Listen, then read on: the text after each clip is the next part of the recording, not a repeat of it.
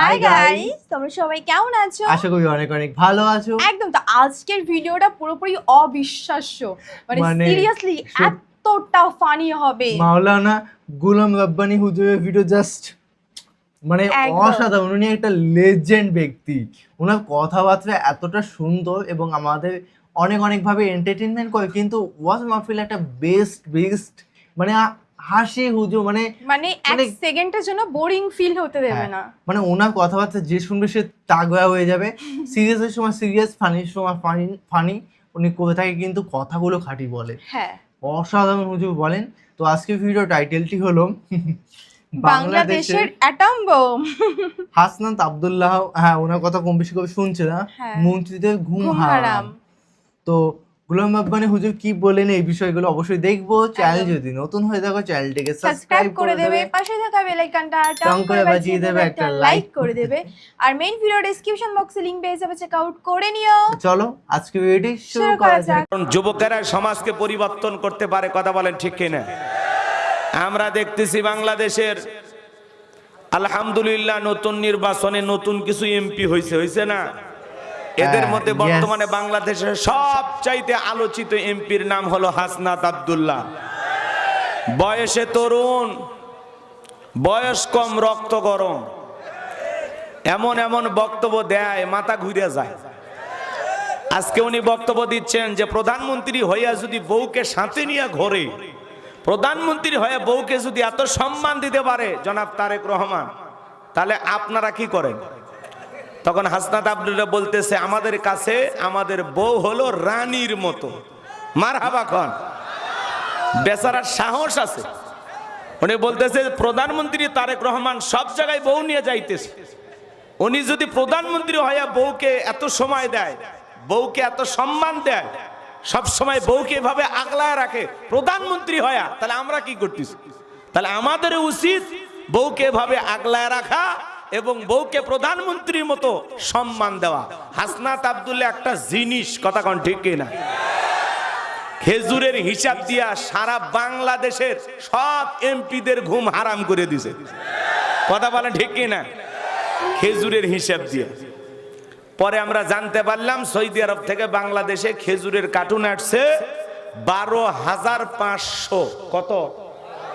এই নওগাঁ জেলাতে আসছে, আমাদের বগুড়াতে আসছে 291 কার্টুন। কথা কি বুঝতে পারতেছেন? এরপরে একেবারে ঢালাও ভাবে কত কার্টুন কোন জেলা সব বরাদ্দ চলে এলো।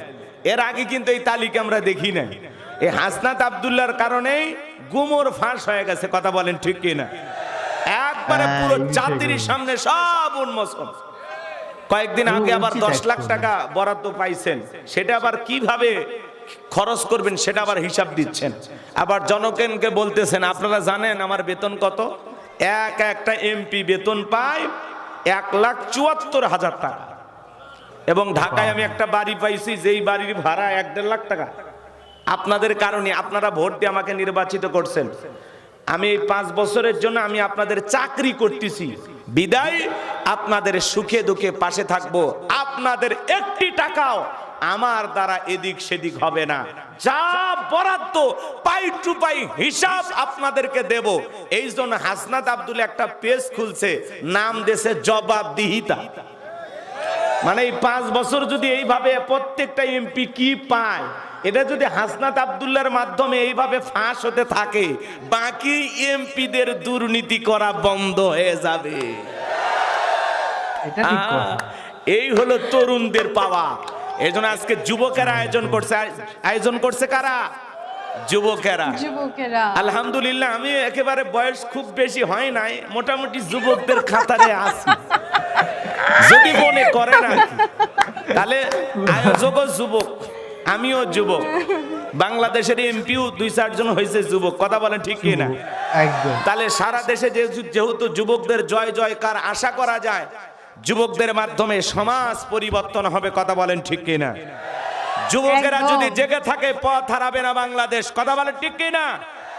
এরকম হাসনাত আব্দুল্লাহর মতো সৎ এমপি যদি বাংলাদেশের প্রত্যেকটি মানুষ পায়, বাংলাদেশ দুর্নীতি মুক্ত হবে, চাঁদাবাজ মুক্ত হবে, সন্ত্রাস মুক্ত হবে, দুর্নীতিবাজ বাংলার জমিনে হবে না, হবে না। এরকম সময়ের সাহসী যোদ্ধা এরাই আগামীতে বাংলাদেশকে আবারও নতুন করে পথ দেখাবে। কথা বলে ঠিক না? একটু তাকবীর দেন, লিল্লাহি তাকবীর। হয় না একটু জোরে আওয়াজ দেবেন, আমি করবো ওয়াজ, আপনারা দেবেন আওয়াজ, জবাব দিবেন। ঠিক ঠিক আলোচনা হবে কমপ্লিট, শ্রোতাদের স্পিড এবারে বক্তার হিট, আলোচনা হবে জায়গা মতো ফিট। আগে বলতাম কিছু আছে প্যান্ডেলে, কিছু আছে অ্যাঙ্গেলে, এখন আর অ্যাঙ্গেলে না, যা বলবো সব ডাইরেক্ট। অ্যাঙ্গেলে বলার দিন শেষ, ডাইরেক্ট বলার বাংলাদেশ। কথা বলে ঠিক কিনা? কারণ এখন আর মহিলা প্রধানমন্ত্রী না, এখন হয়েছে পুরুষ প্রধানমন্ত্রী। মহিলা প্রধানমন্ত্রী হইলে কিছু কইলে রাগ করতো, পুরুষ তো আশা করা যায় রাগ করবে না। সরকার দলীয় প্রধান যিনি তিনিও পুরুষ, বিরোধী দলীয় নেতা প্রধান যিনি তিনিও পুরুষ। যেদিকে তাকা খালি পুরুষ দেখতেছি। কথা বলেন ঠিক কিনা? এইবার আশা করা যায় পুরুষদের সুদিন ফিরে আসবে ইনশাআল্লাহ। এর আগে তো কিছু কইলে নারী নির্যাতনের মামলা দিত, কি বলেন? কারণ নারী পাওয়ারে ছিল। এখন আলহামদুলিল্লাহ পুরুষ প্রধানমন্ত্রী, আশা করা যায় এদেশে আর পুরুষেরা নির্যাতিত থাকবে না। কথা বলেন ঠিক কিনা? এইবার যদি পুরুষেরা ঘর জামাইয়ের জায়গা থেকে মাথা উঁচু করে বাঁচতে পারে, কথা কোন ঠিক কিনা? হ্যাঁ, চলুন আমরা আলোচনা শুরু করি। ভয় আছে? ভয় ডরবিহীন ভাবে কোরআন এবং সুন্নাহর আলোকে বর্তমান প্রেক্ষাপটকে সামনে রেখে, বর্তমান বিশ্বকে সামনে রেখে আমরা আলোচনা করার চেষ্টা করব। আল্লাহ বক্তা শ্রোতা সবাইকে কথাগুলো বলার এবং শোনার এবং আমল করার তৌফিক দান করেন। জোরে বলুন আমিন। আমরা যেখানে কোরআনের কথা বলতে যাই বলে হুজুর সাবধানে কথা বলবেন, ভুলে যাবেন এলাকা কার। ওদের কথার সাইজ শুনে মনে হয় এলাকা ওদের বাবার। কথা বলেন ঠিক কিনা? অনেকে বলে হুজুর ওয়াজ যা করবেন করবেন, খবরদার রাজনীতির কোনো কথা বলবেন না। আবার অনেকে বলে হুজুর ওয়াজ যা করবেন করবেন, খবরদার নেত্রী বিরুদ্ধে যেন কোনো কথা না হয়। এখনকার বুদ্ধিজীবীরা আছে ভাই, টর্চ লাইট মেরেও চেহারা খুঁজে পাওয়া যাচ্ছে না। কথা বলেন ঠিক কিনা? এই জন্য মনে রাখবেন, জুলুম কখনো চিরস্থায়ী হয় না। যারাই জুলুম করবে তাদেরকে একদিন পরাজিত হতে হবে। কথা বলেন ঠিক কিনা? আল্লাহ রাব্বুল আলামিন বলেন ইন্নাল্লাহা লা ইয়াহদিল কওমাজ জালিমিন। যারা জালেম আল্লাহ তাদেরকে ভালোবাসে না, জালেমদেরকে আল্লাহ পছন্দ করে না। যারা এই পৃথিবীর জমিনে জুলুম করবে তাদেরকে একদিন পরাজয় বরণ করতে হবে। কথা বলেন ঠিক কিনা? মনে রাখবেন, আপনার জন্য কেউ জায়গা ছেড়ে দেবে না, নিজের জায়গা নিজেকে তৈরি করে নেওয়া লাগবে। এই পৃথিবীর জমিনে অসংখ্য নবী রাসূল দাওয়াতি কাজ করেছেন, তাদের দাওয়াতি কাজও কাফের বেঈমানের বাধার প্রাচীর তৈরি করে দিয়েছিলেন। এরপরে আল্লাহর পয়গাম্বরেরা শত বাধার প্রাচীরকে ভেঙে আল্লাহর জমিনে আল্লাহর পথে মানুষকে দাওয়াত দিয়েছেন। কথা বলেন ঠিক কিনা? আপনার আমার প্রিয় নবী কালেমার দাওয়াতে দিকে কোরআনের প্রচার থেকে মার খেয়েছেন, রক্ত জড়িয়েছেন, দান মুবারক শহীদ গেছেন। সাহাবায়ে কিরাম দ্বীনকে প্রতিষ্ঠিত করতে গিয়ে মার খেয়েছেন, রক্ত জড়িয়েছেন, জীবন দিয়েছেন। ও বাংলার মুসলমান, এই দেশের মানুষ যদি 1952 সালে ভাষার জন্য জীবন দিতে পারেন, 1971 সালে আপনার আমার পূর্বপুরুষেরা এদেশের মাটির জন্য, এদেশের স্বাধীনতার জন্য জীবন দিতে পারেন, যদি রক্ত দিতে পারেন, 2024 সালে স্বৈরাচার জালেমকে বিদায় করে দেওয়ার জন্য এদেশের 2000 বেশি মানুষ যদি জীবন দিতে পারেন, রক্ত দিতে পারেন, প্রয়োজন যদি হয় আল্লাহর এই জমিন আল্লাহর দ্বীনকে প্রতিষ্ঠিত করার জন্য, কোরআনের সমাজ ব্যবস্থা কায়েম করার জন্য নবীদের মতো সাহাবায়ে কিরামদের মতো বুকের তাজা রক্ত দিতে হয় কোরআনের জন্য, দ্বীনের জন্য, ইসলামের জন্য। নবীদের মতো সাহাবায়ে কিরামদের মতো কারা কারা বুকের তাজা রক্ত দিতে রাজি? 2 হাত তুলে আল্লাহকে দেখান। লিল্লাহি তাকবীর। হাত সোজা করেন, হাত সোজা করেন, টান টান করে হাত তুলে রাখেন। আমি কি হাত নামাইতে বলেছি? ওই যে মাঝে মাঝে হাত বেঁকা দেখা যায়, 2 হাত সোজা করার শক্তি। আপনি পুরুষ মানুষ, দুধ ডিম ভিটামিন ক্যালসিয়াম মাঝে মাঝে কিনে খাবেন, একেবারে দুর্বল হলে চলতে পারবেন না। সোজা করেন, সোজা করেন, কেউ হাত নামাবেন না।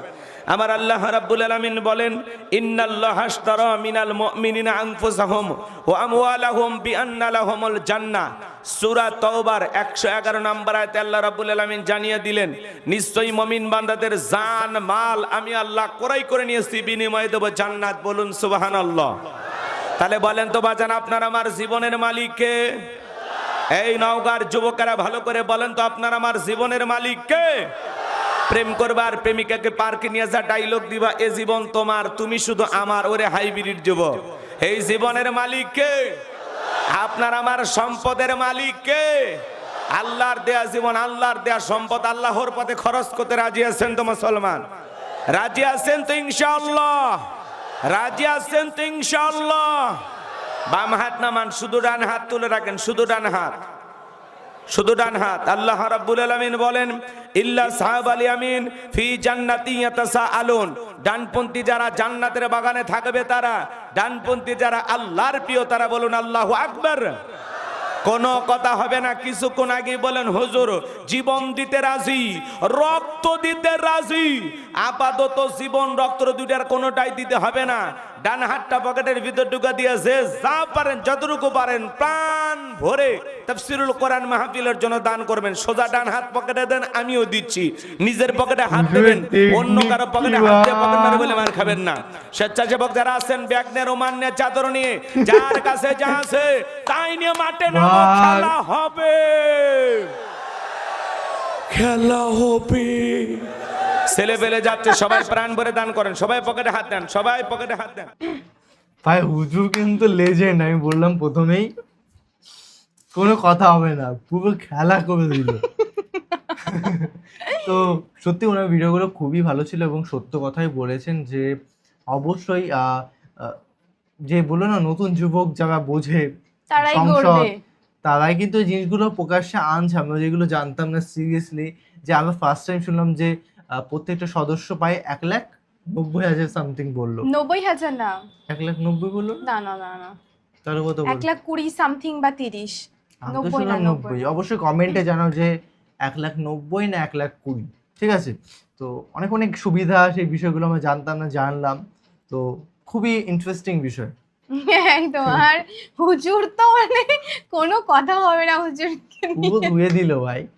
তো তোমাদের কেমন লাগলো অবশ্যই কমেন্টে কমেন্ট করে জানাও, একদম। এবং কি ধরনের ভিডিও রিঅ্যাকশন চাই সেটাও কমেন্ট করে জানাবে। একদম। তো চলো guys, bye bye, Take care. Take care.